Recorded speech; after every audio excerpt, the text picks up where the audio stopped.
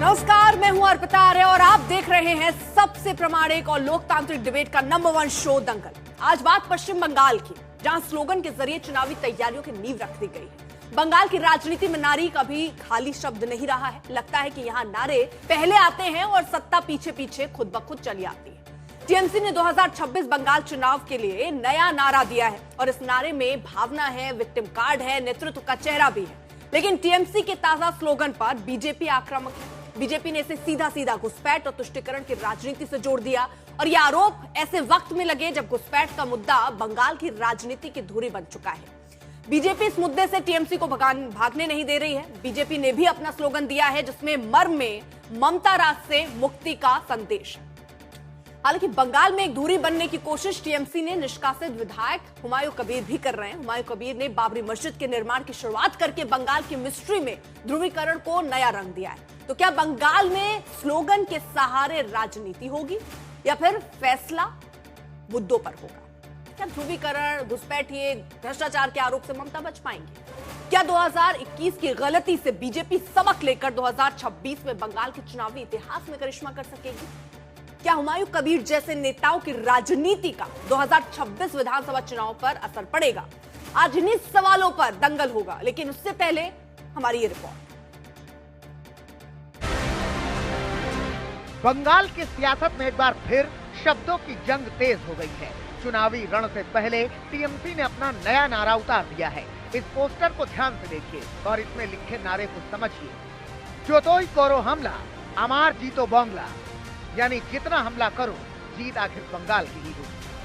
আপনার সর্বশক্তি লাগিয়ে আপনি প্রয়োগ করুন, যতই করো হামলা আবার জিতবে বাংলা। এই কর্মসূচিকে সামনে রেখে আগামী 1 মাস আমি রাস্তায় থাকব। टीएमसी के आधिकारिक सोशल मीडिया हैंडल से जारी इस पोस्टर में ममता बनर्जी और अभिषेक बनर्जी की तस्वीरें हैं। संदेश साफ है, मुकाबला सीधा है और तेवर पहले से ज्यादा आक्रामक। लेकिन इस नारे पर सियासी सवाल भी तुरंत खड़ा हो गया। बीजेपी ने इसे घुसपैठियों और रोहिंग्याओं से जोड़ा।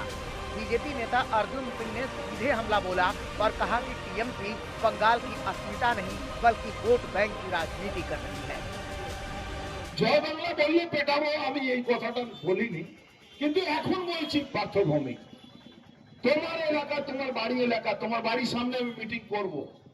জয় বাংলা বললে যেভাবে চন্দন দীপু দাসকে যেভাবে পুড়িয়ে বাংলাদেশে মারা হয়েছে, জয় বাংলা বলে যেভাবে চন্দন দাস, হরগোবিন্দ দাসকে কুপিয়ে কুপিয়ে মারা হয়েছে, তুমি ভাববে না এই জয় বাংলা কিন্তু জিহাদিদের স্লোগান, এই জয় বাংলা কিন্তু বাংলাদেশি রোহিঙ্গাদের স্লোগান।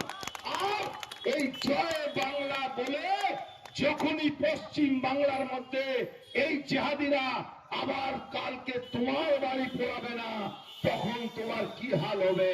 আর নিশ্চিত থাকো, জয় বাংলা বলে কোন সনাতনী বাড়ি, কোন বাংলাদেশি মুসলমান, রোহিঙ্গা, পাকিস্তানি পোড়াতে গেলে তাদেরকে থাপড়াবো, তাদেরকে পেটাবো পেটাবো। ये आरोप यूं ही नहीं लग रहे हैं, क्योंकि पश्चिम बंगाल में घुसपैठ का मुद्दा पहले से ही सुलग रहा है। प्रधानमंत्री नरेंद्र मोदी कई मंचों से इस पर चिंता जता चुके हैं। इन्हें अवैध बांग्लादेशी घुसपैठिए ज्यादा अच्छे लगते हैं। बंगाल की जनता के विरोधी नारे लगा रहे हैं, लेकिन गोबैक घुसपैठियों के लिए वे चुप हो जाते हैं। बंगाल चुनाव में नारे सिर्फ शब्द नहीं बल्कि चुनावी हथियार है। इसी हथियार का इस्तेमाल 2021 विधानसभा चुनाव में ममता ने किया था। 2021 में बांग्ला निजेर में चाय, मतलब बंगाल अपनी बेटी चाहता है। इसके साथ खेला होवे नारे ने भी टीएमसी के पक्ष में माहौल बनाया। इसी नारे ने ममता बनर्जी को तीसरी बार बंगाल की कुर्सी तक पहुंचा दिया। पश्चिम बंगाल विधानसभा की 294 सीटों में से टीएमसी को 215 सीटें मिली, बीजेपी को 77 सीटें मिली, जबकि अन्य को 2 सीटें मिली। बंगाल की राजनीति का वक्त बदला, समय आया 2024 लोकसभा चुनाव का। 2024 में नारा बदला।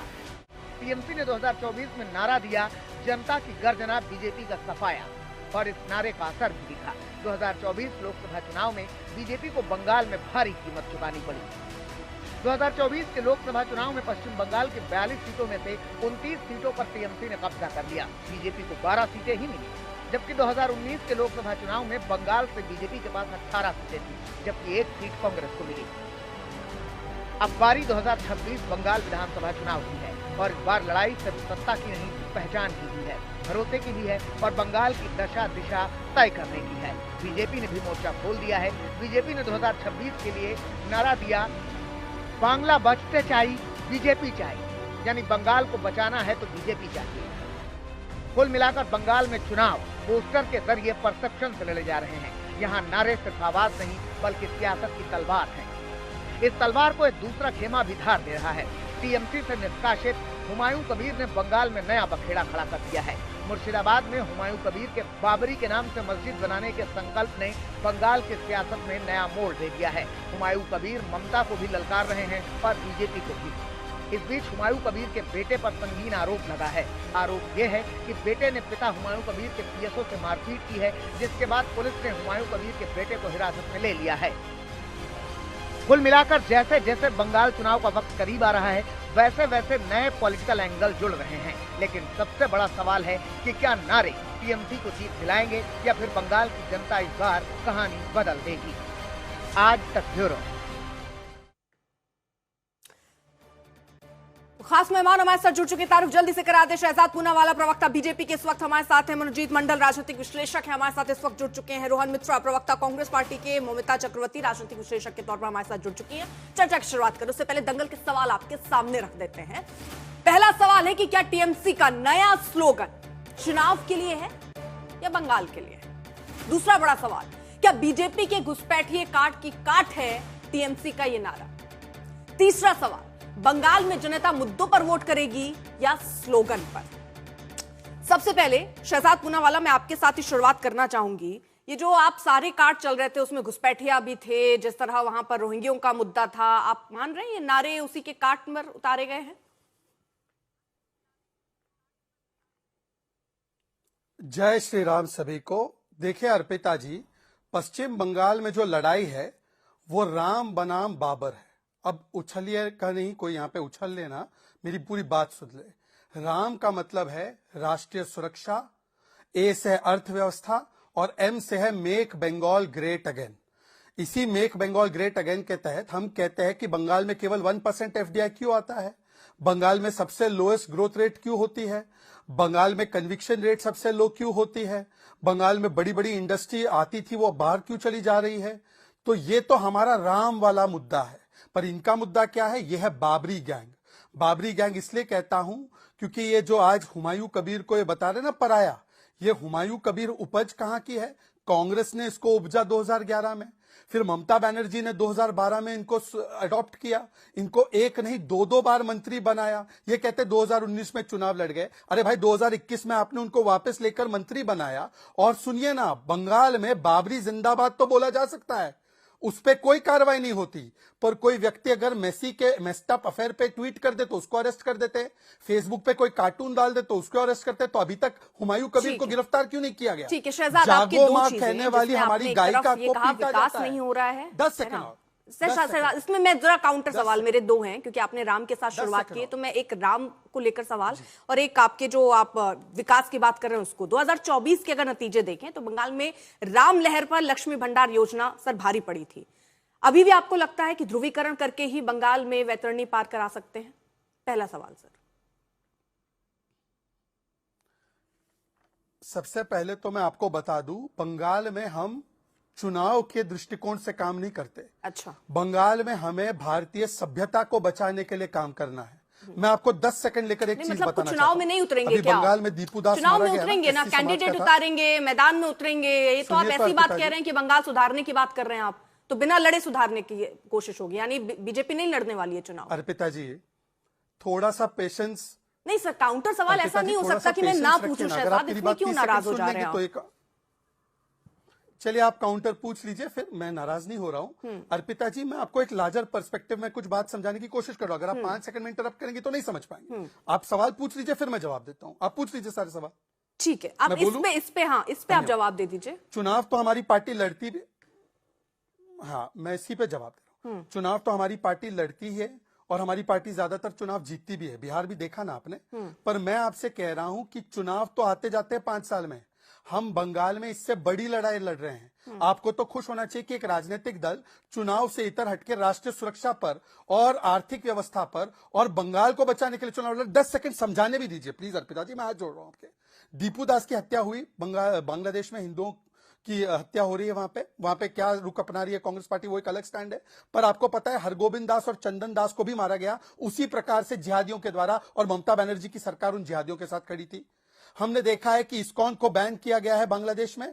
भारत सेवाश्रम संघ और रामकृष्ण मिशन को कौन अटैक करता है? यही ममता बनर्जी करती है। हमने देखा बांग्लादेश में हिंदुओं का पलायन होता है, बंगाल में मुर्शिदाबाद में जब दंगे हुए तो हिंदुओं का पलायन हुआ। हमने देखा बांग्लादेश में वहां पर गाने पर बैन लगा दिया जाता है, यहां पर जागो मां गाती है हमारी सिंगर तो उसको एक टीएमसी का जिहादी जाकर पीट देता है। और बाबरी जिंदाबाद के नारे लगा सकते हैं।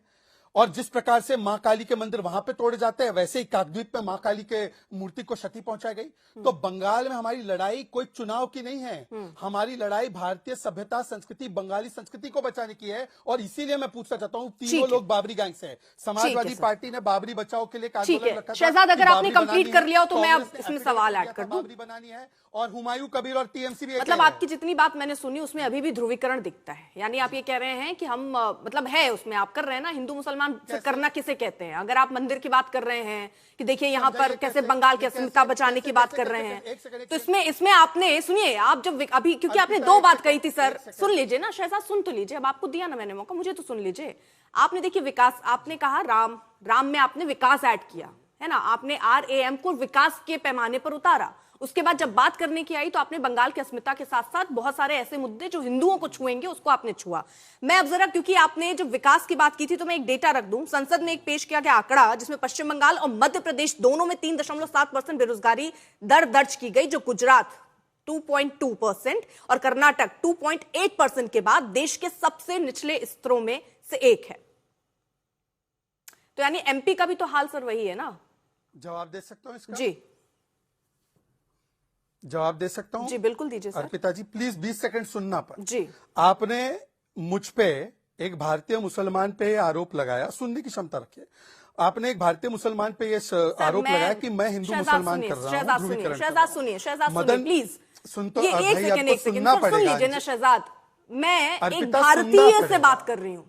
नहीं, मैं एक अभी आपने बोला कि मैं एक भारतीय से बात कर रही हूँ। आप यहाँ पर ये एजेंडा जो है ना, आपने पर मुझ पे आरोप लगाया, मैं जवाब दे सकता हूँ। सुनिए ना, ये मत कीजिए सर, मुसलमान हिंदू मत कीजिए, एक भारतीय है, चलिए मैं जवाब दे सकता हूँ, उतना काफी है सर। अब रखिए। अच्छा ठीक है, आप मैं जवाब दे सकता हूँ क्या? बिल्कुल ठीक है। हाँ अर्पिता जी, क्योंकि आपने मुझ पे ये आरोप लगाया कि मैं हिंदू मुसलमान कर रहा हूं, इसीलिए मैंने अपनी आइडेंटिटी को इन्वोक करते हुए, अब 10 सेकंड प्लीज सुनिएगा बिना इंटरप्शन के।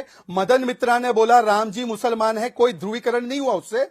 सायोनी घोष ने शिवलिंग का मखौल उड़ाने वाला ट्वीट बनाया, उस पर कोई ध्रुवीकरण नहीं हुआ क्या? मां काली मां दुर्गा का अपमान महुआ मित्रा ने किया, उससे कोई अपमान नहीं हुआ क्या? क्या मां ममता बनर्जी जय श्री राम बोलने के लिए जेल में डाल देती है, उससे ध्रुवीकरण नहीं होता क्या? जो कहते हैं मुस्लिम वोट बैंक जो है वो मिल्क की गाय की तरह है और उसका दूध लेना है तो लात पड़ेगी, तो उससे ध्रुवीकरण नहीं होता क्या? मुझे आगे भी बढ़ना है।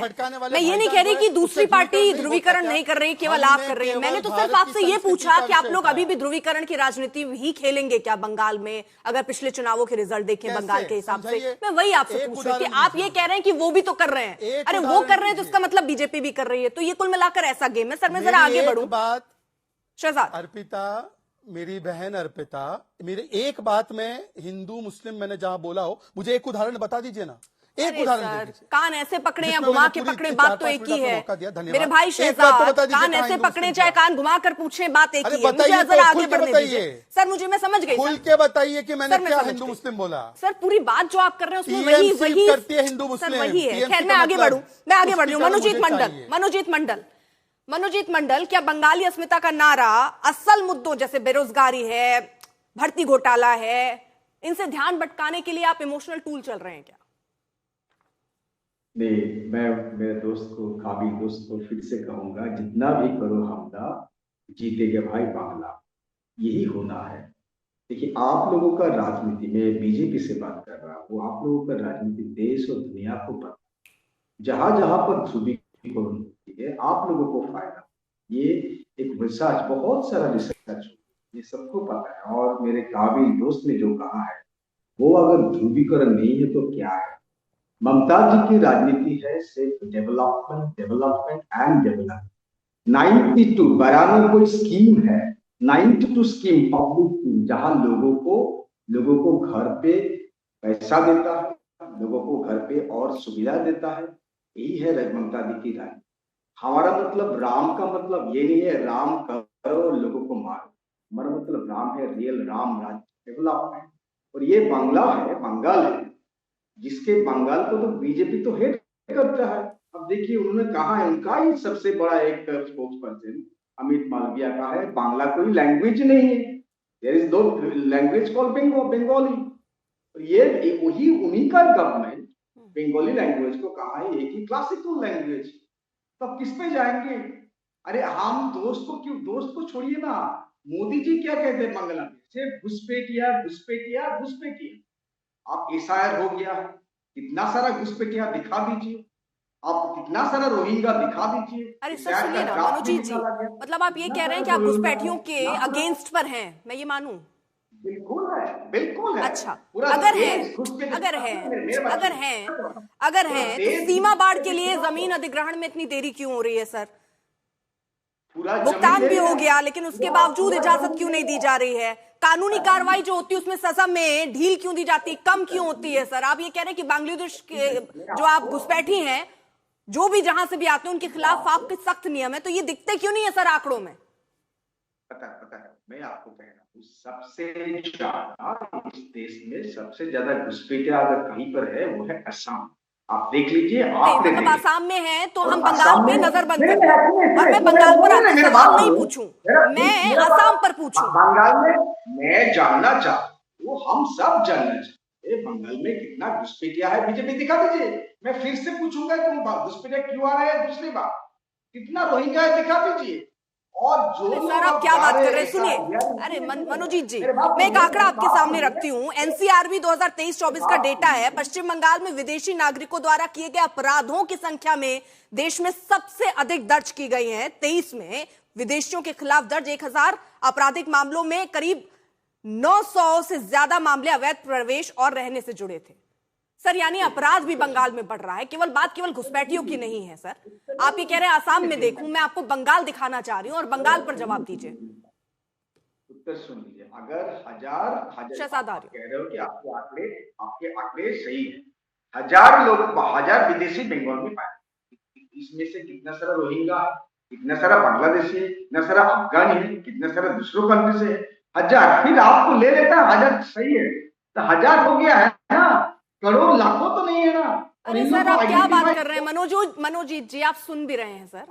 सुनिए ना, एक तो आपकी आवाज, इनकी आवाज थोड़ी मुझे ठीक कराइए, बड़ी अजीब सी आ रही है, इसलिए मैं बहुत ध्यान से उनको सुन नहीं पा रही। लेकिन मनोजीत जी जो आप बात कह रहे हैं, मैं 1000 आपको उदाहरण के तौर पर दे रही हूं। यानी जो विदेशी नागरिक, यानी जो घुसपैठिए हैं जिनको कह लीजिए, या जो बाहर से आए हुए हैं, अपराध में सबसे ज्यादा हाथ उनका है सर।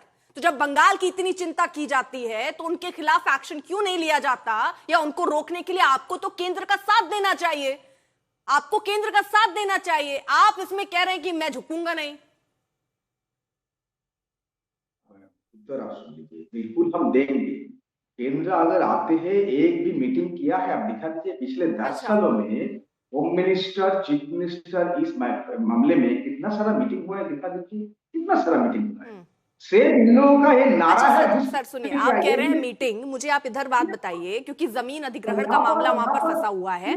करीब 500 से ज्यादा ऐसे किलोमीटर के हिस्से हैं जो अभी भी खुले हुए हैं। सुनिए मनोजीत जी, ये आप कैसी बात करते हैं? आप लोग वही बात कर रहे हैं कि आइए चाय नाश्ता करते हैं, बैठक कर लेते हैं। अरे बैठक से समस्या हल होगी क्या? मुझे ये पहले आप समझाइए, जमीन अधिग्रहण में देरी क्यों हो रही है? सर एक सेकेंड मनोजीत जी सुनिए ना, थोड़ा सा आंकड़ों पर सर, थोड़ा सा मतलब ऐसा कुछ निष्कर्ष तो निकले, मतलब ऐसा नहीं ना आप बोल के चले गए, मैंने आपको सुन लिया, खत्म हो गई चर्चा, नहीं कर रहे हैं ना वैसा सर।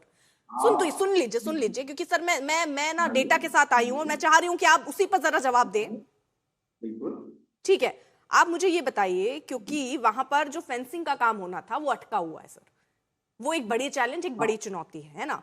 करीब 500 से ज्यादा 500 किलोमीटर का पूरा एरिया है जहां पर फेंसिंग नहीं हो पाई है। ठीक है सर, केंद्र सरकार 181 किलोमीटर जमीन के लिए भुगतान आपको कर दिया है, यानी राज्य को कर दिया है, और राज्य सरकार ने अब तक जमीन बीएसएफ को नहीं सौंपी है। क्यों? आप कह रहे हैं बैठक कर लीजिए, जो कर सकते हैं वही नहीं आपसे हो रहा है, क्यों? जो 500 किलोमीटर को बात करते हैं ना, ज्यादा से ज्यादा ये नदियां है, और फिर भी जो लैंड आप वो भी लैंड भी दिया गया है। हाँ। लेकिन सोनाली बीबी घुसपैठिया नहीं थी, उनको बांग्लादेश क्यों भेजा गया? सुप्रीम कोर्ट को बोलना पड़ा है कि उनको वापस आओ। सोनाली बीबी उनको फैमिली को से बांग्ला बोलती थी, बांग्ला बोलने के लिए बांग्लादेश भेजा गया। आप ये भी देखिए, और जो 85 ईयर्स 85 साल का वो जो एक बुजुर्ग है, उनको एसआईआर के मामले में हियरिंग में बोला गया 65 से 65 अरे सर, आप कोर्ट पहुंच गए तो कलकत्ता हाई कोर्ट ने फटकार लगाई थी कि नहीं कि 15 दिन के अंदर हलफनामा दीजिए और ये बताइए। आप पता नहीं कहां की बात कहां ले जा रहे हैं। मैं आपसे क्या पूछ रही हूँ, आप क्या जवाब दे रहे हैं? घुसपैठिया कहाँ है? फटकार लगे सबसे ज्यादा घुसपैठिया। अरे कहाँ है नहीं पूछ रही हूँ महाराज जी। सर मेरी आवाज लग रहा है आ नहीं रही। मैं आपसे क्या पूछ रही हूँ मतलब सर? 40,000 घुसपैठिया है, रोहिंग्या है, कश्मीर में। मनोजीत जी, मेरा सवाल सुना था आपने या नहीं है? जवाब तो मैं आगे बढ़ूं सर, और मेहमानों के पास भी जाना है। बता दीजिए कि नहीं, इसमें मुझे नहीं पता। खत्म कीजिए यहीं पर, क्यों बात इधर उधर टाल रहे हैं? आप ये डेटा, आप जो आंकड़े दे रहे हो, बीजेपी को कहिए ना, इतना सारा घुसपैठिया आइडेंटिफाइड है, दोनों मिलकर। अरे मैं पूछ रही हूँ, जमीन क्यों नहीं दे रहे हैं आप? घुसपैठियों पर बात कर रहे हैं। मैं पूछ रही हूँ, जमीन बंगाल की सरकार क्यों नहीं दे पा रही बीएसएफ को अभी तक? सर ये बताइए ना। नहीं है, सुंदरबन जो एरिया है ना, ठीक है, यहाँ पर सिर्फ नदियां होते हैं, घुमा लीजिए। ठीक है शहजाद, एक छोटा सा रिएक्शन, और मौमिता जी भी कुछ बोलना चाह रही हूँ। मौमिता से रिएक्शन ले लेती हूँ, शहजाद उसके बाद आ रही हूँ। हाँ जी, मैं मनोजीत जी को आपकी अनुमति लेकर एक सवाल पूछूं या बात करूं, समझ में नहीं। जी, मेरी आवाज आ रही है ना? बिल्कुल बिल्कुल। हाँ जी, मैं एक बात कहना चाहूंगी मनोजीत जी, आप तो वेस्ट बंगाल से है, आपको शायद पता होगा कि बहुत साल पहले जो पहला वो चीफ मिनिस्टर थे बुद्धदेव भट्टाचार्य, उन्होंने क्लियरली बोला था, महाकरण मतलब जो राइटर्स बिल्डिंग है उसमें खड़े होकर वो क्लियरली उन्होंने बोला था, जो बॉर्डर एरिया है और उनमें जो मद्रासा है, that is the place of terrorism, and वहां से मतलब जो घुसपैठिया हो रहा है बॉर्डर से, उसका भी हाथ है, ये कहा था। और उसके बाद भी जब 1992 में कांग्रेस सरकार तब सेंट्रल में थे और स्टेट में मतलब बंगाल पे, तब उस टाइम पे कम्युनिस्ट सरकार थे। उस टाइम पे जो पी के सेनगुप्ता कमीशन रिपोर्ट तैयार हुआ था, वो कांग्रेस आज तक टेबल नहीं करने दिया। तो उसमें घुसपैठियों के बारे में पूरा डेटा दिया हुआ है। उसी टाइम पे वो डेटा की according to that data 1,50,000 per month Malda Murshidabad area में घुसपैठिया की मतलब एंट्रेंस होता था। और आज अगर इतने साल हो गया वो टेबल नहीं होने दिया, तो जितना तक डेटा हमको मिला है वो उस टाइम के जो लोगों के इंटरव्यू है वो देखने के बाद मिला। बट मेरी सवाल ये है कि ममता बनर्जी सब जानने के बाद क्यों चुप बैठे हैं?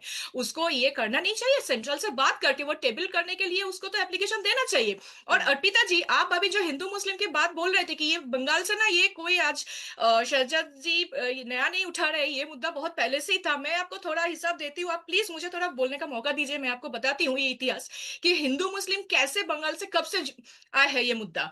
1857 के बाद जब ब्रिटिश शासन ने divide and rule and policy के तहत धर्म के आधार पर जब पहचान को राजनीति से जोड़ना शुरू हुआ, फिर मैं कहूंगी कि हिंदू और मुस्लिम समाज के बीच जो मानसिक दूरी बढ़ने लगा तभी से हुआ था। एंड 1905 जब बंगाल विभाजन हुआ था, लॉर्ड कार्जन ने जब ईस्ट इंडिया एंड असम दोनों को बांटने की अनाउंसमेंट किया था, दो दैट वाज कैंसल्ड इन 1911। और फिर मुस्लिम लीग जब से बढ़ने लगा तब से ये हुआ था। फिर how can you forget about 1946 right, that the great Calcutta killing. मुझे आज भी समझ में नहीं आता है उसको द ग्रेट बोलने का मतलब क्या है। That was not great at all, ठीक है।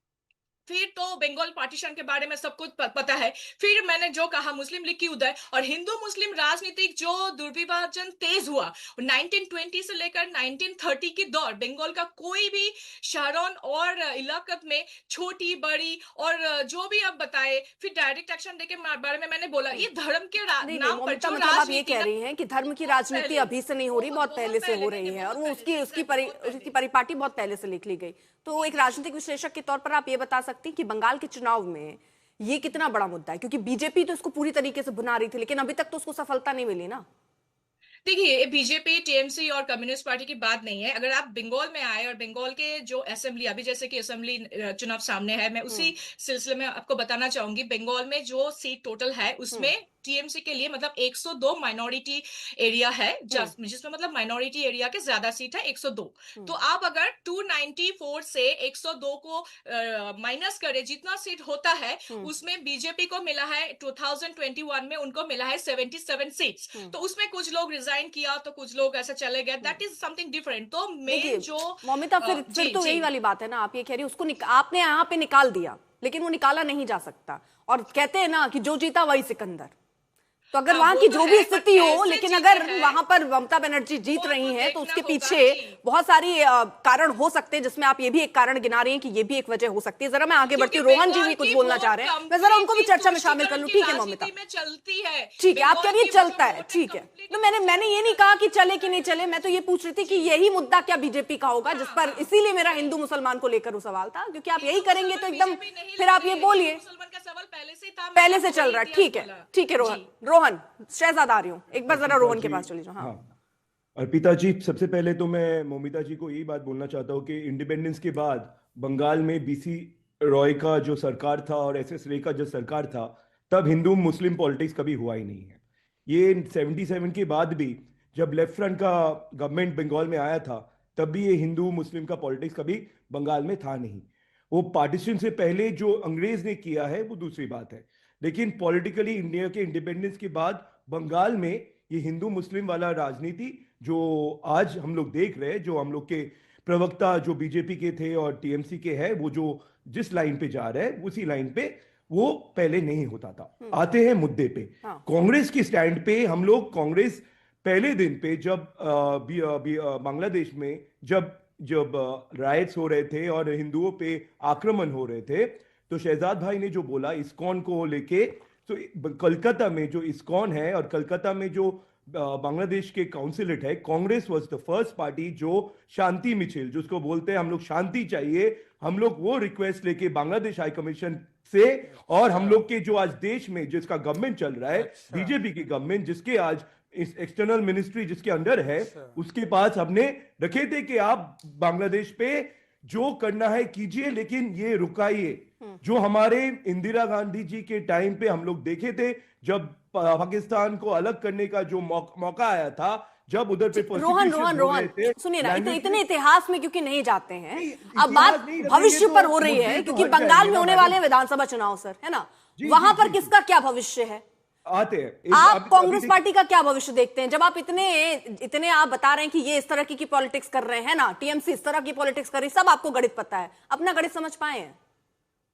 देखिए, राजनीति में अप्स एंड डाउन्स होते ही है। आज आप नहीं, कांग्रेस पार्टी ने कब तक तय किया है कि उसका डाउनफॉल ही चलेगा सर? नहीं, आप लोग समझना चाहिए कुछ चीज। देखिए, मुद्दे जब धर्म के नाम पे आ जाते हैं, जब ओपनली धर्म के नाम पे राजनीति हो रहा है, ओपनली मस्जिद मंदिर का राजनीति हो रहा है, तब कांग्रेस उधर पे अपना मत नहीं रखते हैं, क्योंकि हम लोग बंगाल में आपके मुताबिक बंगाल में भी धर्म को ले आया गया है। बीजेपी पहली बार तो लाई नहीं है सर, इससे पहले पिछले चुनाव में भी लेकर आई थी, लोकसभा में भी मुद्दे थे, लेकिन बीजेपी जीती तो नहीं ना।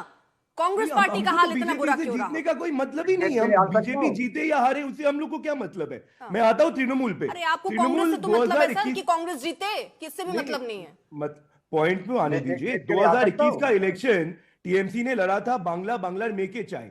इस बार ये मुद्दा ही उठ गया है, क्योंकि आप लोग देखे कि आरजीकर और साउथ सिटी का रेप के बाद ये लोग महिला के बचा नहीं पाया, ये खुल्लम खुल्ला सामने आ गया है।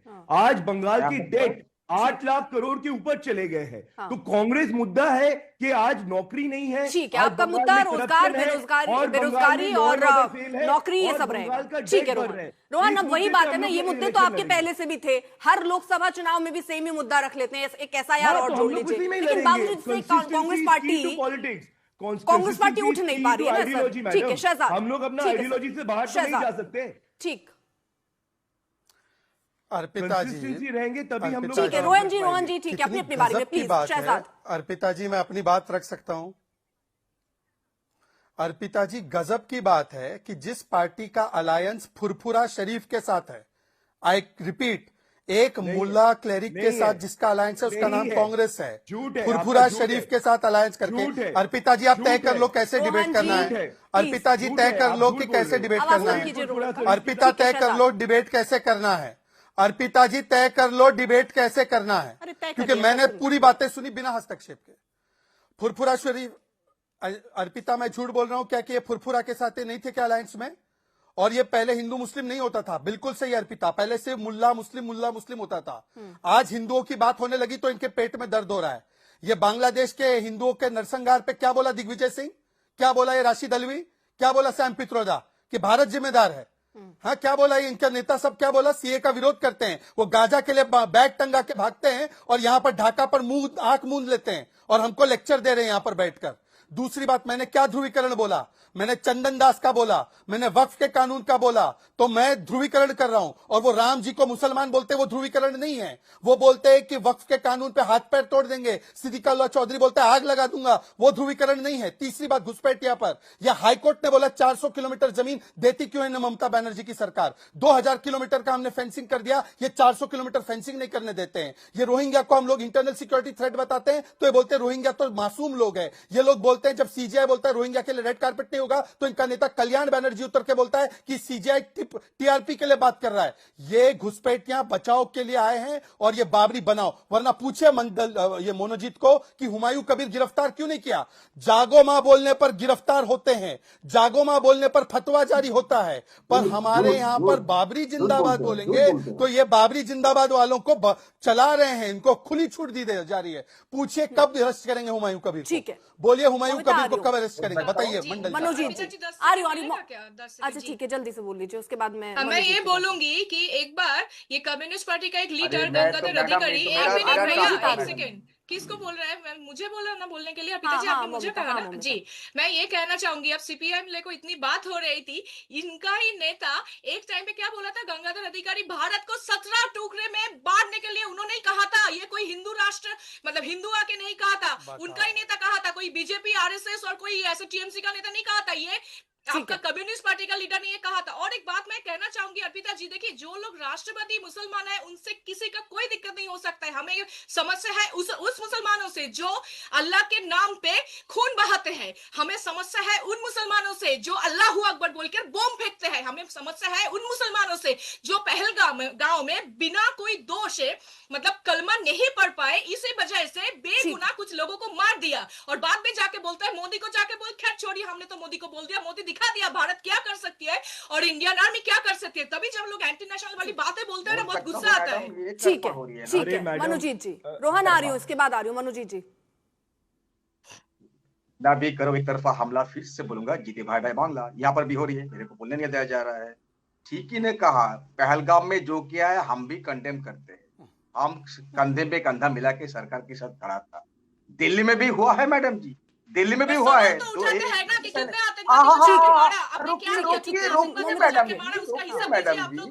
बीजेपी के ओ मैडम जी, बीजेपी का प्रवक्ता बैठा है, क्यों आप क्यों इतना चिल्लाते हो मैडम जी मेरे ऊपर? बीजेपी के प्रवक्ता चुप बैठिए, मैडम जी आप बीजेपी का प्रवक्ता नहीं हो ना मैडम जी। ठीक है, बोलने दीजिए उनको, एक सेकंड। हाँ ठीक है मनोज, बीजेपी के प्रवक्ता भी चुप है मैडम जी, हमला बोलते हैं। आप तो पॉलिटिकल एनालिस्ट हो, मैं जितना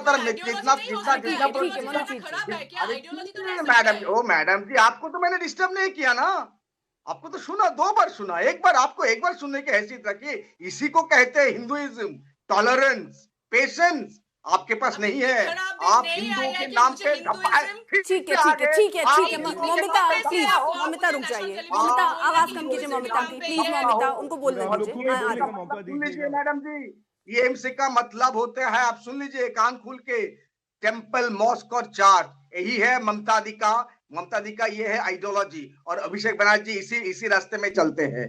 आप लोग दिखा दीजिए कितना सारा रोहिंग्या है, एसआर हो गया, आपको चैलेंज करता हूं मैं, इसी अभी 530 हो गया है, चैलेंज करता हूं एसआर में कितना सारा रोहिंग्या घुसपैठिया है, दिखा दीजिए।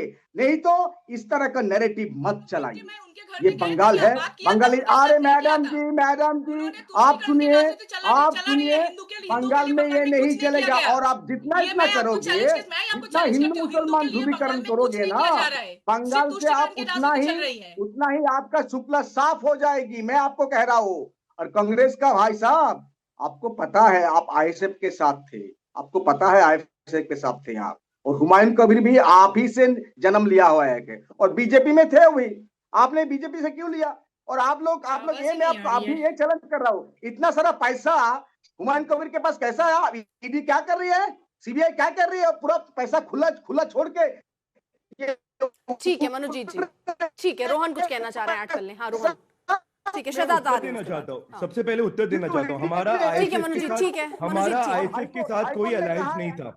हमारे आईएसएफ के साथ कोई अलायंस नहीं है। हमारे पास हुमायूं कबीर को हम लोग बीजेपी से नहीं लिया था, इन तृणमूल ने बीजेपी से लिया था। 2019 में हुमायूं कबीर मुर्शिदाबाद में चौकीदार होके कैंडिडेट थे, उनको लिया है टीएमसी ने। और आते हैं मैडम, मैं इधर पे कांग्रेस को रिप्रेजेंट कर रहा हूं, सीपीएम को नहीं, तो आपको कम्युनिस्ट को जो बोलना है बोल सकते हैं। अर्पिता जी, मैं दो चीज बोलना चाहता हूं। ये बंगाल में कुछ दिन पहले पांडो मित्रा तृणमूल ज्वाइन किया, ठीक है, और उल्टा दिग में आप देखिएगा तापस रॉय जो अभी बीजेपी में है। आप 2021 का इलेक्शन का बात जो कर रहे हैं, ये 2021 में तापस रॉय टीएमसी से खड़े हुए थे और पांडो मित्रा बीजेपी से खड़े हुए थे। आपने आपका शो का स्टार्टिंग में अर्जुन सिंह को दिखाए। 2024 का इलेक्शन का डे के पहले वो अर्जुन सिंह ब्रिगेड में बैठा हुआ था ममता बनर्जी का रैली में, उनको टिकट नहीं मिला, वो बीजेपी में चले गए, अभी बड़े बड़े बात कर रहे हैं। और बाबुल सुप्रियो जो बीजेपी में था वो चले आए टीएमसी में। तो बंगाल का राजनीति का यही प्रॉब्लम है कि जो बीजेपी और टीएमसी जो अपने फायदे के लिए ये नैरेटिव बनाते हैं, इसी क्योंकि उनको इश्यूज में लड़ना नहीं है, उनको इश्यूज में लड़ना नहीं है। हाँ। ये सब हो रहा है 4 साल के अंदर, देखिए कितना पलटीबाजी हो गया। ठीक है अर्पिता जी, जब एक प्रवक्ता के रूप में हम आते हैं तो हमें अपनी पार्टी का पूरा ज्ञान होना चाहिए। आनंद शर्मा का बयान था कि alliance with ISF is very deadly against secularism. Anand Sharma का बयान था कि कांग्रेस का अलायंस आईएसएफ के साथ है, मतलब कि ये जो फुरफुरा शरीफ वाला जो नहीं है। ठीक है, दूसरी बात, ये जो कह रहे हैं कि इसका नेता उधर है, उसका नेता इधर है, अरे भाई क्यों बीच में बोल रहे हैं भाई? अरे भाई, आप बीच में बोल रहे हैं तो मैं रोहन मिश्रा, कितनी बार एक ही चीज को आप बार बार दोहराएंगे? नहीं था गठबंधन सर, क्यों झूठ बोल रहे हैं सर? रोहन हो गया ना, मैं उस पर बार बार नहीं आ, क्या बात कर रहे हैं आप? संयुक्त मोर्चा बना था, कौन कौन था उसमें सर? चलिए छोड़ दीजिए कांग्रेस को, वैसे भी ठीक है। अरे अर्पिता जी, ठीक है रोहन, ठीक है, समझ गए सर। ठीक है, शहजाद का समय है, प्लीज रोहन। शहजाद। अर्पिता जी, जितना आप इनको समय दे रहे हो उतनी तो इनकी सीट भी नहीं आनी है बंगाल में। पता नहीं आज तक इनको क्यों बिठाया, पर एनीवेज आपका डिस्कशन बिठाते रहिए। तुम भी तो 0 से शुरू हुए थे। दूसरी बात, अरे रोहन, अरे भाई अर्पिता जी, क्या तरीका है ये डिबेट का? अर्पिता जी, अभी ये हमारे मनोजीत दा टीएमसी को रिप्रेजेंट करते हैं।